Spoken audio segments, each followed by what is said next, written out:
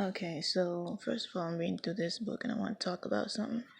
One of the things, and I also find it kind of funny that, and it might just be the date that it was written because I think he's dead.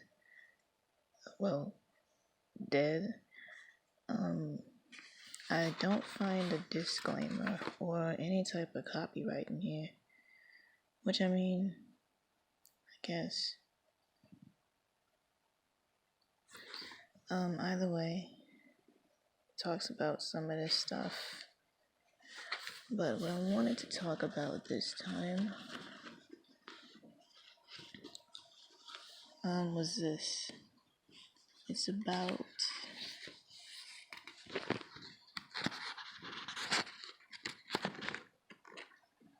what is this about?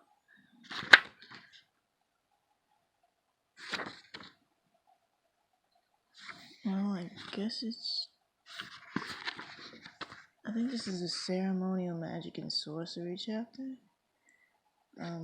But this is not necessary. Well, I mean, it is sorcery, okay. In symbolism, an inverted figure always signifies a perverted power. So basically,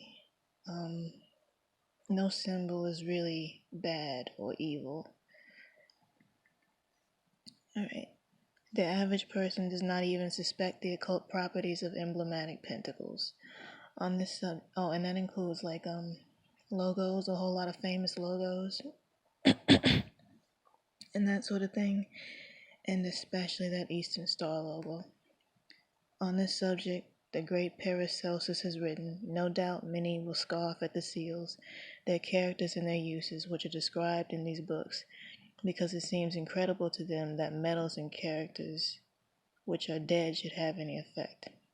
Now, I'm not entirely sure what that means, but I think it has to do with alchemy, because things like phones and TVs do use metals and gold and some other things. And since electricity runs through it, it is kind of technically, it could be classified as alive, maybe, or at least to a certain extent.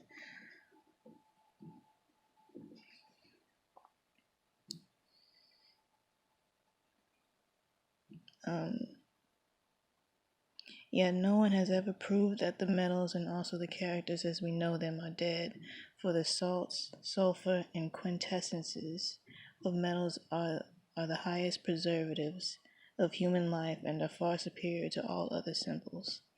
Now, I think by symbols he means like alchemical elements and things like that. I know that these things are used in rituals, rituals aren't necessarily bad, aren't.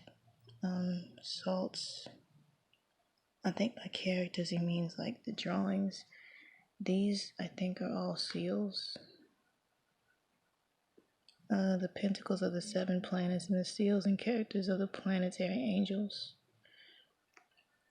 I'm not entirely sure what this is, and I wish it would focus.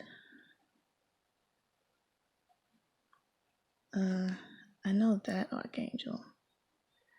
Archangels in English have a lot of other names that do translate in other languages. That's Michael. That's Gabriel. I'm not entirely sure about these, but you can see the planetary symbols. Venus, I don't remember what that is. Saturn, don't really remember. Sun, Moon, I think that's Mars too. I think they're supposed to be opposites. I think that's Saturn, that's Jupiter. Unless it's the other way around. I'm not entirely sure what that is. I can take a guess it's Pluto, but don't quote me on that. The translated from the original German, the black magician cannot use these symbols of white magic without bringing down upon himself the forces of white magic, which would be fatal to his schemes. So, like the higher archangels, there's the light and the dark, the above and below, the above and the below, the polarities. I get Gabriel and Michael, I think, yes, and I think Samuel, are the higher arcs to Gadriel. I'm not sure about that one, but I think this one is Samael. let's see. He must therefore distort the hierograms so that they typify the occult fact that he himself is distorting the principles for which the symbols stand. Black magic is not a fundamental art. It is the misuse of an art. Therefore, it has no symbols of its own. It merely takes the emblematic figures of white magic, and by inverting and reversing them signifies that it is left-handed. A good instance of this practice is found in the pentagram.